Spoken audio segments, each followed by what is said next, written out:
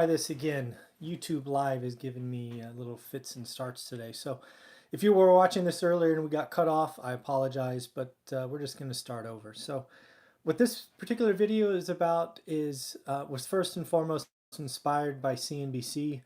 They talked about the different paths to a millionaire.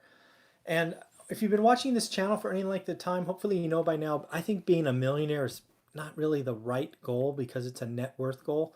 I think if you're watching this one rental at a time, we need to talk about cash flow, right? Spendable money at the end of the month from other investments, whether that be rental properties, interest, whatever it happens to be. But that said, being a millionaire is a very popular topic, so I thought I would address the 5 paths that I have seen, and let me know what you think. If you're still watching, make sure you hit that like button, subscribe, and always share these videos so we can grow this channel together. So number 1, the first path to being a millionaire is to have a unique skill that is in high demand. Think brain surgeon, think some types of attorneys and the like. If you happen to have gone to school for a long time and become the best at something, you will be sought out and paid handsomely. You are still an hourly worker.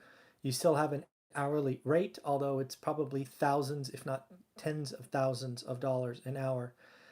But at the end of the day, there are people that do this, right? There is that brain surgeon, there is that heart surgeon, there is that psychologist, there is that CPA, right? There are individuals and financial analysts out there that people seek them out, and it's very easy for these individuals to amass $1 million. Having met some of these folks over time, I could tell you that too many of them live paycheck to paycheck, right? Even if you're making thousands of dollars an hour, you can easily spend that all. But if you are making that kind of wage and you are paid handsomely per hour, maybe you're in cybersecurity, maybe you're a sales professional, I don't know. Do what you can to start living below your means. And if you are making a significant wage, you can get to that millionaire status that way.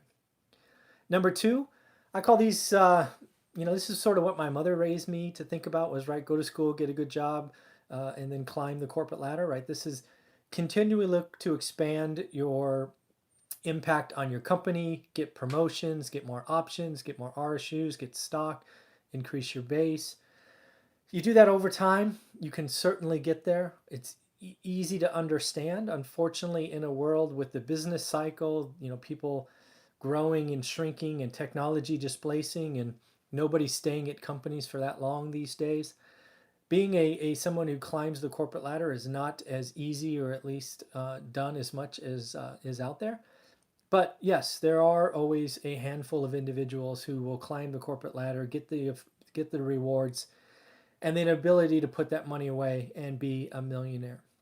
It takes decades. It's very risky, and most people who try that end up getting let go before they can start to reap the rewards. But it is possible. And then there's next up. These are the folks I call the entrepreneurs, right? They have a particular passion on something. Maybe they own a small business, right? It is their everything. But if you go after it and you hustle and you can get past the first 4 or 5 years where most small businesses fail, there is certainly a path to being an entrepreneur and being a millionaire. But again, these take decades. It does have some luck. You need to pick a discipline that isn't replaced by technology or robots or whatever it is. But it is out there and it is possible, yet risky still.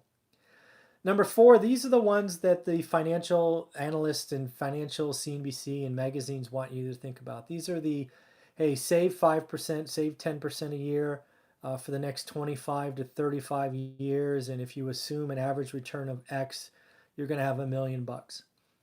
I think this whole trust me, right? Give me a little bit now and trust me for decades.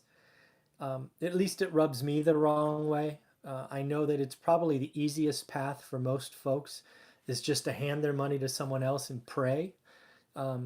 Lots of people are doing it, right? 401k balances are swelling and you can get there. It's just frankly the slowest route, in my opinion. Although it's of the ones we've talked about so far, it is probably the most certain. I would think if you saved money for 30 years and allowed it all to compound, that there's every chance you should get to that millionaire status. You'll need some luck along the way.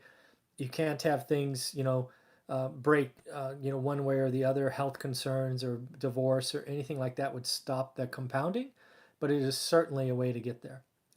And then there's number 5. And this is one that I stumbled across when I was 30. It's what started our one rental at a time journey, and that is rental properties. I'm not an entrepreneur. I'm not going to be a high paid lawyer. I'm not going to own a company, but I can buy one rental property at a time.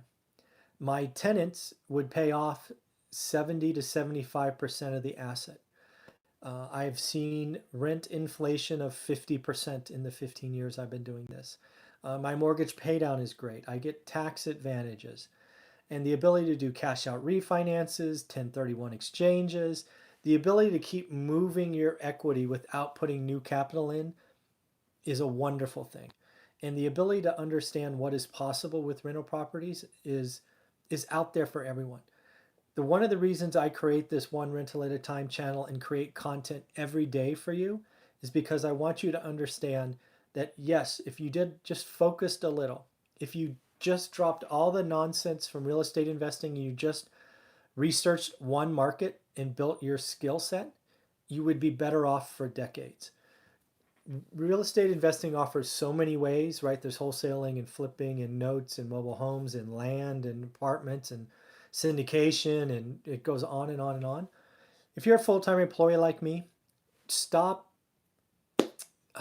creating chaos. It's okay to be a buy and hold landlord. It's okay to buy 1 or 2 properties a year. As I talk about in my course all the time, which you can get a link below, just learn your market. Learn how to compare deals and only execute on good or great deals.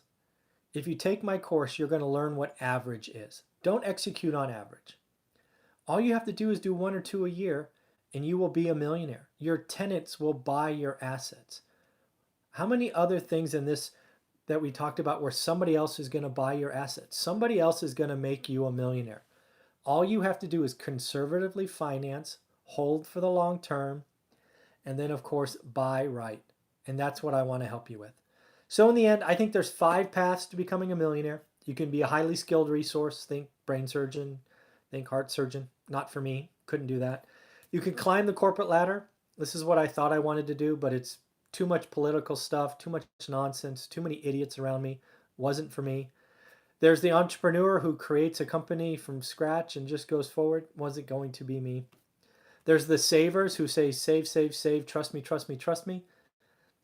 That wasn't me. And then the last one is buy and hold landlord. Do me a favor, if you haven't read it yet, get the book on Amazon, One Rental at a Time. You will like it. And if you really want to start taking steps to a better financial future, get the course. It's below. Use the code BOOK20 so you save $20 and I'll autograph a book for you. All right, take care. Enjoy your weekend and have fun.